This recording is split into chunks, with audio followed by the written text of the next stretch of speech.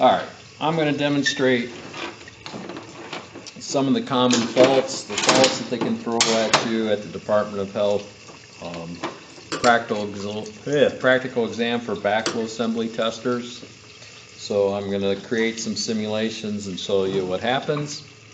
So I'm going to test my RP assembly, so I'm going to notify, identify, inspect. I'm going to make sure it's an RP. It says RP on the tag, has a vent on the bottom of it, direction of flow arrow telling me that's the direction of flow, test cock 1, test cock 2, test cock 3, test cock 4, shut off valve number 2, shut off valve number 1.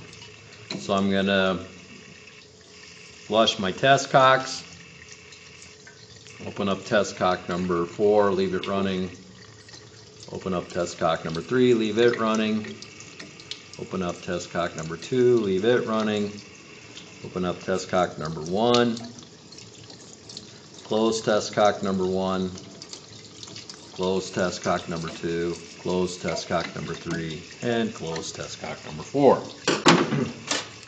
I'm going to take my high side hose, connect it to test cock number 2, take my low side hose, connect it to test cock number 3. I'm going to open up test cock number 3, and I'm going to open my low bleed valve on the top of my gauge to bleed the air and to bleed my test kit from the low side hose. I'm going to slowly open up test cock number 2, drives the gauge upwards, but then I'm also going to open up my high side bleed valve to bleed the air out of my high side hose and out of the gauge. With these both open, I'm going to close shut off valve number 2. I'm going to close my high bleed, drive the gauge up to the upper end, close my low bleed, observe, oh wait a minute, my relief valve is discharging. And my gauge has dropped below 5, which is the minimum value for check valve number 1. So I have a failed check valve number 1. I could tell the proctor, I have a failed check valve number 1. In which case the proctor would say, problem has been corrected.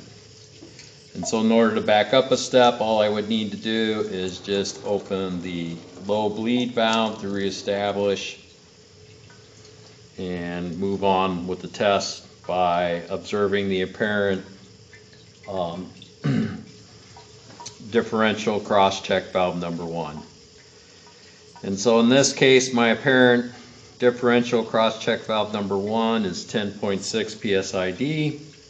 So now I'm going to check the relief valve opening point. So I'm going to open up my high control valve approximately 1 turn, and I'm going to open my low control valve no more than a 1/4 turn. So I'm going to open it a little bit, or observe my gauge starting to go down.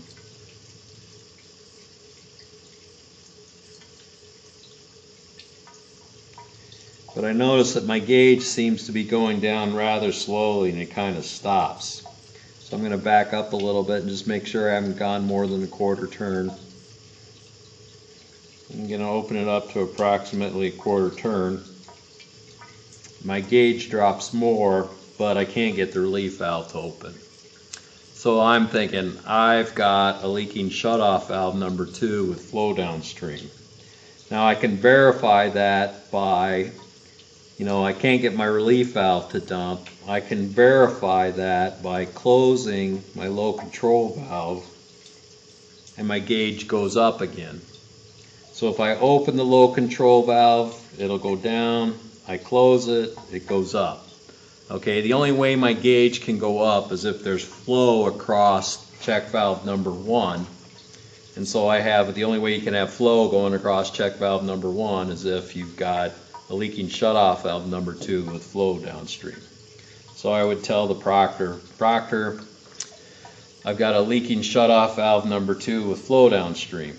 In which case the proctor would say, problem's been corrected. I would back up by opening up my low bleed valve to reestablish my differential. Wait for it to go back down to the apparent. Okay, and this time my apparent is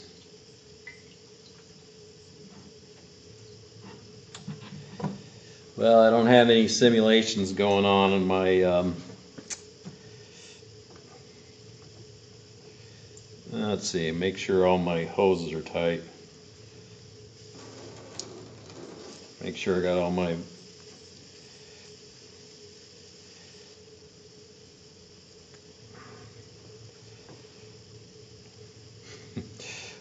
make sure I got all my valves off.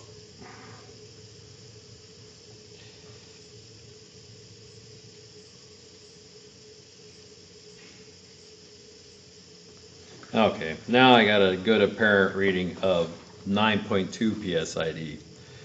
So notice that when I had a leaking shutoff valve with flow downstream, my apparent was actually higher than it is this time. So I've got an apparent differential reading of 9.2 psid. So I'm going to check for the relief valve opening point. So I'm going to open my high control valve approximately a turn, and I'm going to open my low control valve no more than a quarter turn. My gauge is falling, my gauge is falling. 2 is the minimum, it's gone below 2. And it's actually gone to 0 without opening, which indicates that my relief valve is stuck. Okay, in this case, if I close my low control valve, it doesn't go back up, you know. So when it gets to 0, always remember 0 equals stuck. So I would tell the proctor, I have a stuck relief valve. In which case the proctor would say, problem's been corrected. I would back up by opening up my low bleed valve to reestablish my differential. Okay, I would observe the apparent.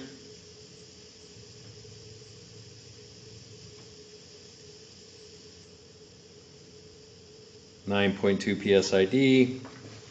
I would open the high control valve approximately a turn. Open my low control valve no more than a quarter turn. Wait for the drip.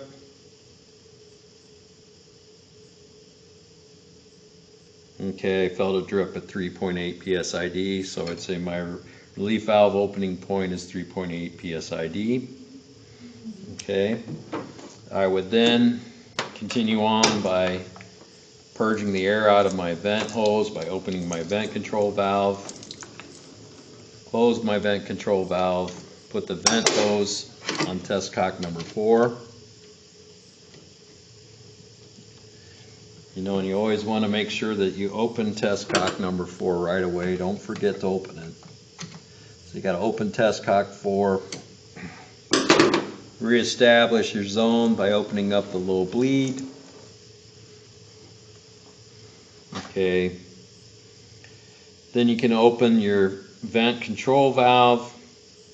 Ooh, wait a minute. When I open the vent control valve, that thing's dropping like a rock, and my relief valve opens. That tells me that the number 2 check valve has failed. So I'd say, proctor, number 2 check valve has failed. Proctor would say, problem's been corrected. You would open your low bleed valve again to reestablish your differential. Okay, I open up my vent control valve. This time my gauge does not go down. My relief valve does not open. In this case, my check valve number 2 is held tight. So I can say check valve number 2 holds tight. Proctor would repeat back to you, check valve number 2 holds tight. Then to finish the test, you would open the low bleed valve again to reestablish the differential and wait for your gauge to settle, and this is the reading across check valve number 1.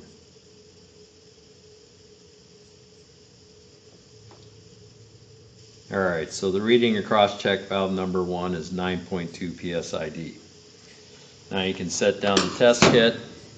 always remember on the RP, you've got to close all the test valves or test cocks before you open up shut off valve number 2. So I'm going to close all the test cocks. I'm going to slowly open shut off valve number 2. I'm going to remove my hoses. I'm going to tell the proctor that I'm done testing the RP assembly. Hopefully proctor says, which assembly would you like to test next? In the real world, you would also have to remember to fill out your test report completely, accurately, and legibly.